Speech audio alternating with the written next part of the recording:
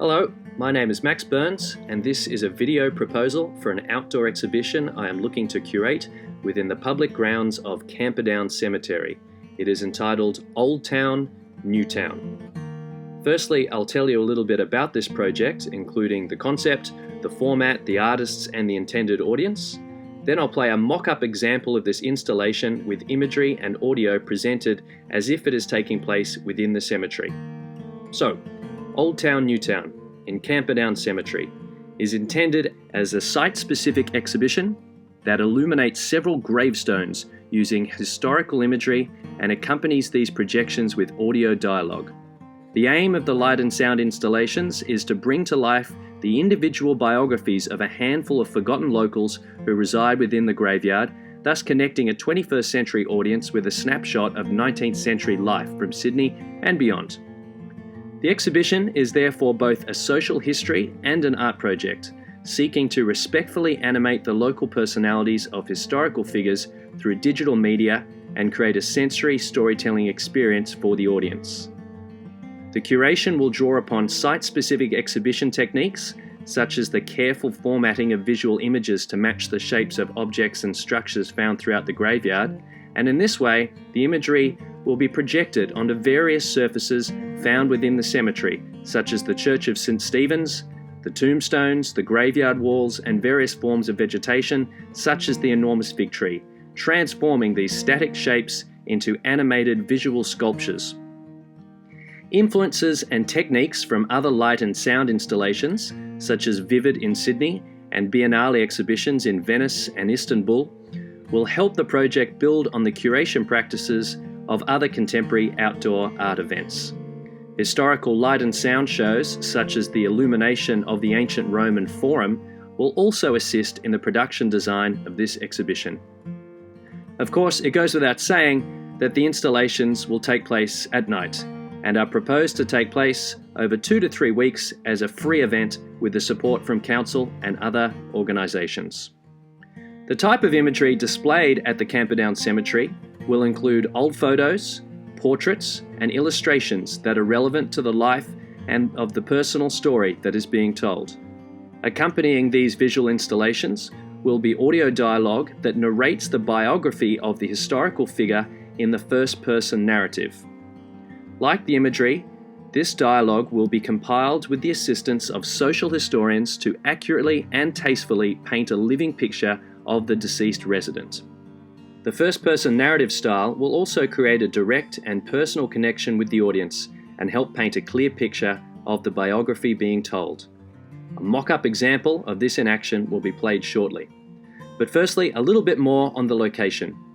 Camperdown Cemetery is one of Sydney's oldest urban graveyards, opening in 1849 and receiving approximately 15,000 burials over the next 20 years. Most of its tombstones remember the lives of local residents of the surrounding area, including quite a few well-known colonial figures from Sydney's history. Today, the graveyard is tightly squeezed within the inner suburban streets of NEWTOWN on the border of Camperdown, and is mostly hidden from the outside world by a 7-foot-high wall that surrounds the perimeter. This enclosure creates a confined space for the graveyard, keeping it tucked away like a hidden garden within its own set of outdoor white cube walls. The cemetery was once double the size, but in the 1940s the council transformed half the reserve into a public park and relocated hundreds of headstones within the walls of the remaining 4 acres.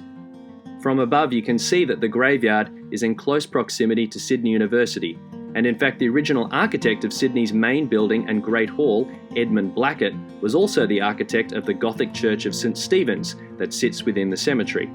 Blackett also shares a tombstone with his wife within the grounds and will thus be the historical character that this proposal's mock-up installation will bring to life. The proposed artists for the installation are the Australian company Illuminart, who describe themselves as artists and innovators specialising in projection, immersive media, and illuminating images to create spectacular events and installations. Their role in this exhibition will be to collate the visual imagery and audio media in cooperation with historical researchers and narrators, and design engaging light and sound installations that are curated to match the specific sites of the cemetery and reflect the appropriate stories. The light and sound component of this exhibition involves collaboration with heritage groups, local council, and voice actors who can bring to life the unique stories of the cemetery residents, and is thus a multi-dimensional project that the curator will oversee and act as a go-between. The project is proposed to be a free-to-enter exhibition that encourages a wide range of spectators from different backgrounds, including the local community of NEWTOWN and its surroundings, students from Sydney University, children and families, and those from Greater Sydney and beyond. Overall, the event intends to construct a sensory experience that encourages visitors to engage differently with the cemetery space and connect more intimately with the lives of those who are hidden within its heritage-protected grounds. Public programs that involve the local council and community are recommended for this exhibition and may include specialty openings that are aimed to attract students from Sydney University or even primary and high school students who are studying local or national history.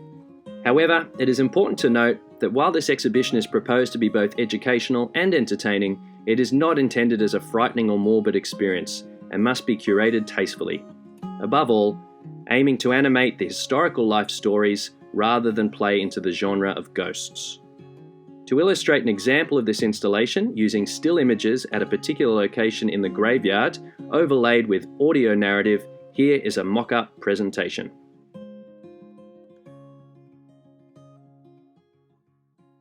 Good evening and welcome to my tombstone. My name is Edmund Blackett and I'm remembered here with my beloved wife Sarah. Since you have been kind enough to visit my grave, I'll be happy to share some of my story with you. I was born in 1817, over 200 years ago in Surrey. I don't mean Surrey Hills in Sydney, of course, but in England where that name comes from. In London, my father was a draper, and I was given a good education with close connections to the church. At 20 years of age, I secured a job for the Stockton Railway Company as a surveyor. It was in this position that I began to design railway stations and quickly developed my skills as an architect. It was also at this time that I fell hopelessly in love with a girl named Sarah Mees. I say hopelessly because despite our desire to marry, both our families forbade it. But I was not one to ignore my heart, and without our family's blessing, Sarah and I wed in private on the 27th of April, 1842. In a quest for new opportunities, we decided it was time to start a whole new life, and by June that year, Sarah and I departed England on a ship named Eden, bound for the distant colony of Sydney, New South Wales. We sailed into Sydney Harbour on the 4th of November, 1842, and I must admit I've never seen such an exquisite picture of natural beauty. Thankfully, it wasn't long before I offered work as an architect and surveyor, and within 2 years, Sarah and I were living comfortably in the city. We were also blessed with our first of 8 children. Over the next few years, I was kept very busy as an architect. Sydney's growing residential community longed for places of worship that reminded them of the grand Gothic spires they'd left behind. St Mark's in Darling Point, St John's in Darlinghurst, and of course St Stephen's right here were amongst those I soon erected for the Church of England. But don't get me started on church designs, otherwise you might be here for a very long night. But it was the Cathedral of St Andrews that I would truly devote myself to, and I'm very proud that it remains today much as it was under my direction all those years ago. During this time, Sarah and I decided to move into the small community of Glebe, where fine villas were beginning to line the streets. However, with a large family to feed and the cost of living rising due to the gold rush, I decided to quit my position in the public service and take up an exciting new opportunity as the leading architect of Sydney's first university.